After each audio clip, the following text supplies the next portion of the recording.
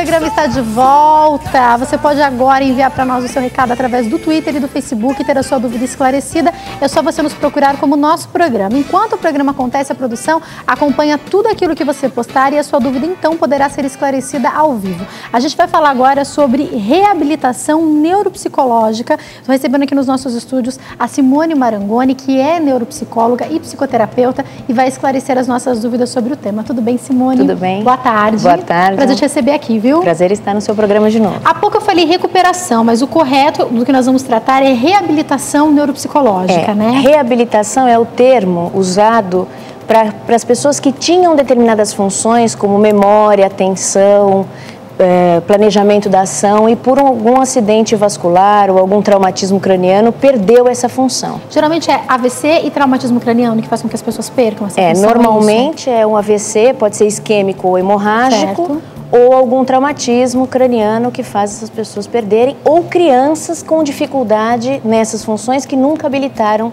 direito essas funções, principalmente déficit de atenção. Por que as crianças não têm essas funções bem habilitadas? O que acontece?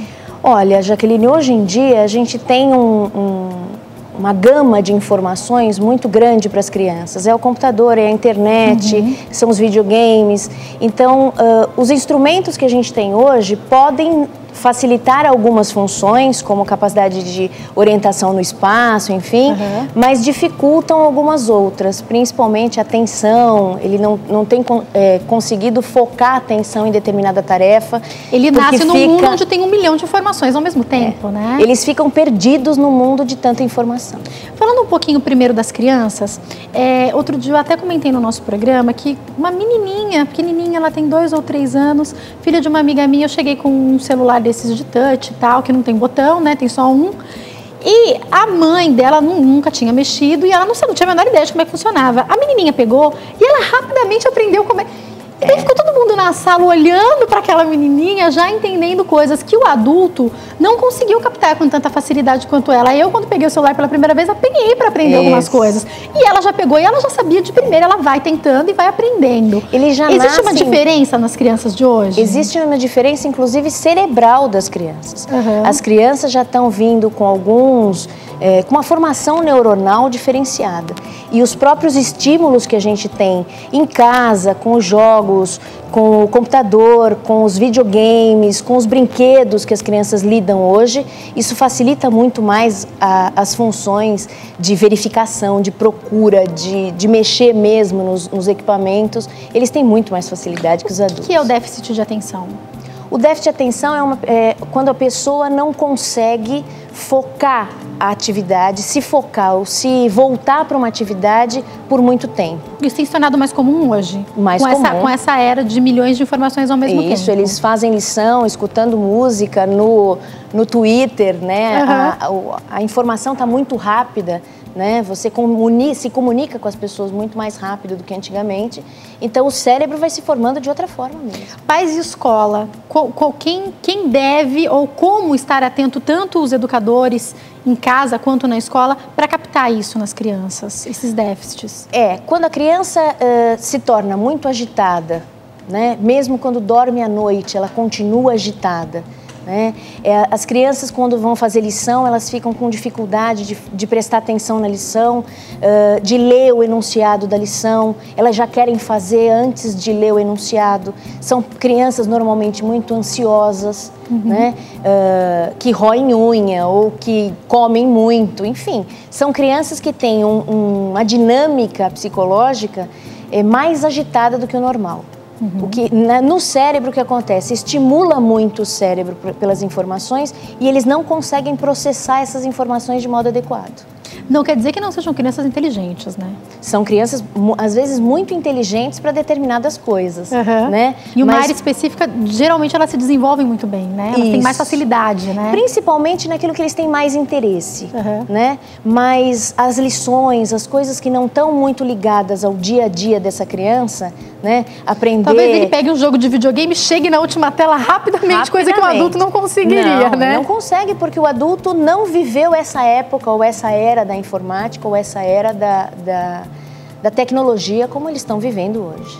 Agora, você trouxe alguns objetos que daqui a pouco a gente vai mostrar, mas antes da gente ir para eles, eu queria falar um pouco a respeito daqueles que pedem mesmo, que precisam de uma reabilitação. Essa reabilitação pode ser feita em qualquer momento?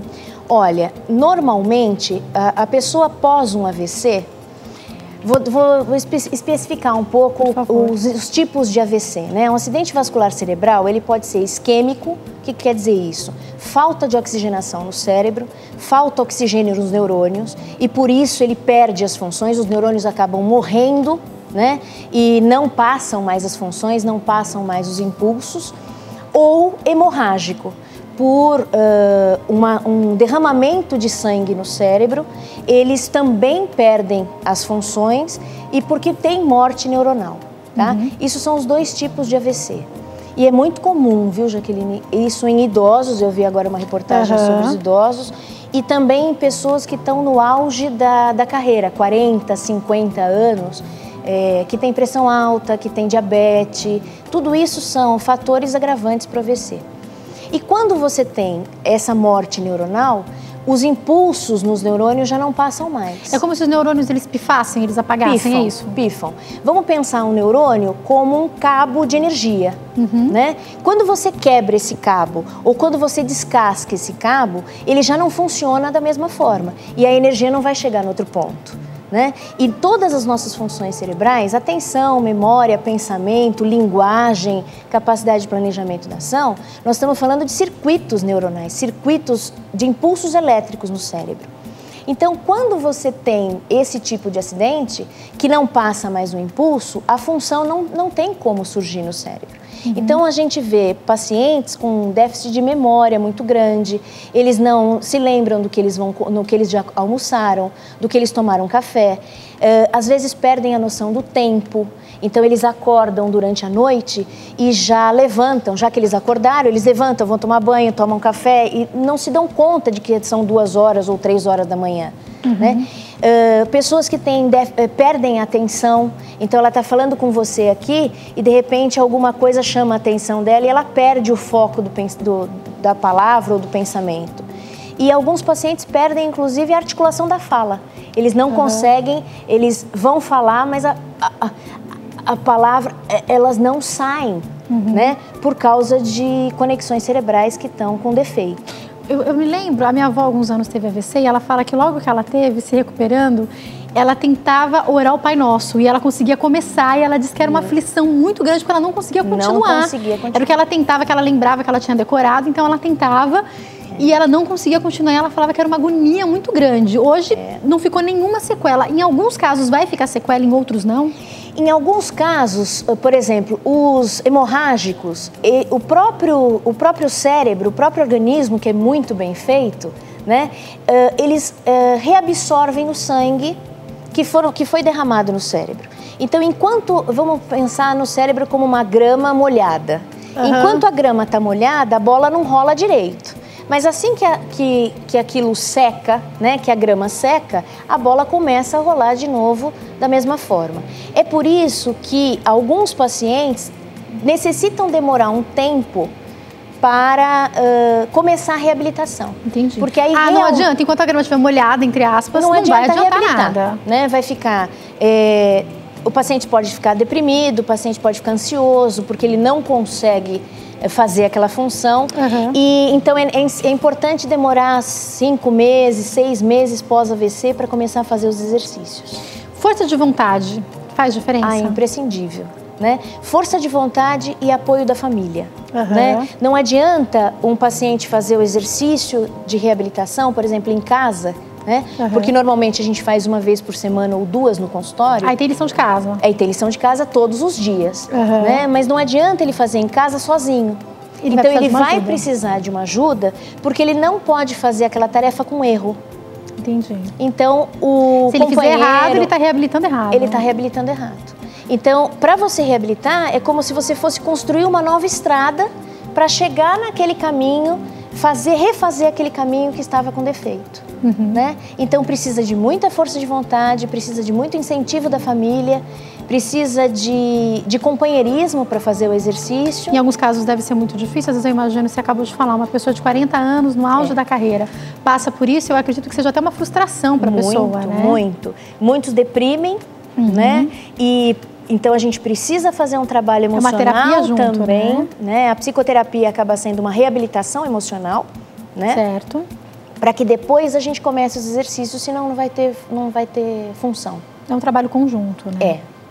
Agora, tanto no caso das crianças, meninos e meninas, quanto adultos, homens e mulheres, faz diferença o sexo? Não.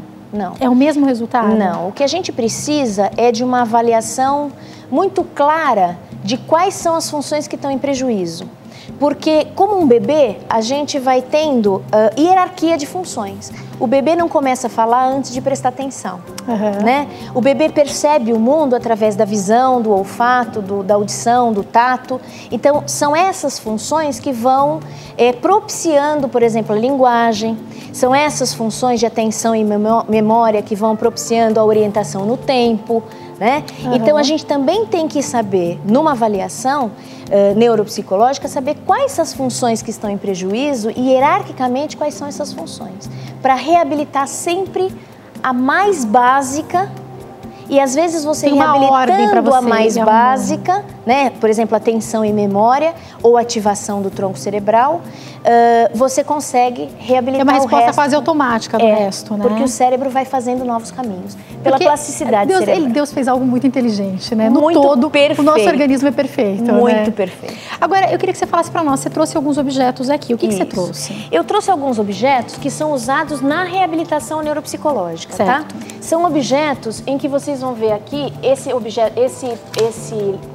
exercício aqui, é um exercício que as crianças fazem muito bem em casa, né? Que é o liga-pontos, tá? Que vem nas revistinhas mesmo, vem nas revistinhas, inclusive no site você tira e imprime em casa. Isso aqui é muito bom para ativação do cérebro. Inclusive os pais que estão nos assistindo, mesmo que os filhos não tenham nenhum déficit, podem utilizar como estímulo com as crianças, como estímulo, né? E como prevenção de outras funções. Isso aqui é uma função básica, que é a ativação do cérebro. Tá? Então, às vezes, a gente está muito cansado. Adulto pode fazer também? Pode e deve. Os idosos é importante fazer. Por quê? Porque quanto menos atividade cerebral a gente está usando, por exemplo, um aposentado que estava acostumado a trabalhar 8 horas por dia e que não tem mais esse trabalho, vai deixando o cérebro mais relaxado, vamos dizer assim. E isso faz com que você ative o seu cérebro. Para ele, entre aspas, não atrofiar, digamos assim, que a gente vai usando, né? Todo o nosso, como você disse, o nosso corpo é perfeito, né? E todo o nosso funcionamento, quando não é usado, vai se perdendo função. Quando a gente põe um gesso na perna e você fica muito tempo com o gesso na perna, o músculo vai perdendo aquela função, vai atrofiando. O cérebro é a mesma coisa, tá? Então, o liga-ponto é importante. Você pode usar o liga-ponto para ativação do cérebro ligando um número ao outro, tá? Às vezes são números seguidos, 1, 2, 3, 4. Às vezes são números pares ou ímpares e que aí a gente vai criando uma certa dificuldade, tá? E esse mesmo exercício usado para o planejamento da ação o adulto ou a criança, antes de fazer com a caneta ou com o lápis o liga-pontos, já começa a perceber que tipo de desenho vai sair aqui. Por exemplo, aqui, a pessoa que não tem nenhum déficit facilmente vê que isso aqui vai sair um carro, né? Então, a pessoa com déficit de atenção ou a pessoa com dificuldade... Mesmo com as linhas, ela não consegue perceber. Não consegue perceber, tá certo? Então, esse é um exercício excelente para ativação do tronco. Uma outra coisa que facilita a nossa ativação é a respiração. Quando você está muito cansado, muito estressado, com muito sono, é difícil você prestar atenção, é difícil você aprender alguma coisa nova. Então, uma dica aí para as professoras quando voltam do intervalo à tarde, né? Ou quando você vai fazer um curso de especialização que fica o dia inteiro, né? Simplesmente você respirar pelo nariz e expirar pela boca, rápido, você ativa o seu tronco. Isso oxigena o seu cérebro. Ah, é? Só isso já é? Mas quantas vezes eu faço essa respiração? Você faz, não precisa ficar tonta, né? Fica zonza, mas assim, é um exercício de ativação do cérebro. Posso fazer um pouquinho? Fazer isso. Depois do almoço, apresentar nosso programa, vou fazer. Quando a gente estiver cansada e que a gente precisa estar atento a alguma coisa, ou está dirigindo muito tempo e está cansado, respira, né? Dá uma andada, respira um ar fresco, né? Essas técnicas vieram de Moscou e eles usam no frio, eles põem a cabeça para fora da janela e aspiram o ar frio, que é para justamente ativar o tronco cerebral. Crianças, principalmente, que precisam fazer a lição muito tarde ou porque já estão cansadas, enfim, é uma ativação do tronco. Muito interessante. Você falou, agora eu queria tirar algumas dúvidas. Quebra-cabeça, caça-palavras, jogo de memória, palavras cruzadas, tudo isso ajuda? Tudo isso ajuda. Agora, por exemplo, se um adulto quiser testar, ou ele, ou o filho, pegar um desse liga-pontos e perceber que tem dificuldade, que ele está com dificuldade para fazer isso, significa que ele precisa de uma ajuda? Se for uma criança, por exemplo, que já tem as habilidades dos números, né? Que já tem as habilidades de coordenação. Exemplo, aí, né? Se ele não conseguir fazer o liga-pontos, ou se ele tiver uma dificuldade de um jogo de memória, por exemplo, você já começa a prestar atenção que alguma dificuldade já está acontecendo. Agora, os sintomas aparecem na escola. Né? Mas antes da criança entrar na escola, esses jogos já estão distribuídos para as crianças em casa. Sem dúvida. Né? Outro jogo importante é o jogo de memória. Esse aqui eu trouxe um jogo de memória de crianças. Crianças usam esse tipo de jogo, né? De memória. Se os pais brincarem com as crianças, eles estão treinando a memória deles também. Estão treinando a deles, estão ajudando os seus filhos e estão mantendo a relação com os filhos de uma maneira saudável. É lógico que se a criança tem problema de memória, de memorização, a gente não vai usar a caixa inteira do jogo, né? Separa algumas pecinhas e coloca aqui para a criança. Dá para aparecer aqui? Acho que não, né? Dá para a criança com dois pares tentar achar os pares. E aí, conforme a criança vai acertando ou errando, se ela for acertando, você vai aumentando o número de pares neste jogo. É assim que a gente faz a reabilitação. Muito bacana. Por isso que a gente fala que é a reabilitação ou a habilitação para as crianças que ainda não... Com adultos você usa jogos também? Esses daqui são instrumentos de reabilitação. Que joguinho que é esse? Esse aqui é um jogo chamado Lince, tem de vários tipos, tá? É um jogo em que você tem uma série de figuras, tá certo? Esse tabuleiro é um tabuleiro grande, mas a gente começa com uma parte pequena do tabuleiro e você vai dando para a criança essas figuras, tá certo? Em que ela tem que achar o mais rápido possível, tá certo? A figura que está igual. Legal. Tá? Esse é um jogo para atenção. Muito bacana. Muito importante para atenção. E é um jogo importante para jogar também em família. Alguns desses jogos, por exemplo, esse que você acabou de mostrar, existem já para computador de uma forma adaptada. Até mesmo um jogo de memória existe para computador e tudo mais. Posso usar? Pode, desde que tenha alguém jogando ou jogando com você.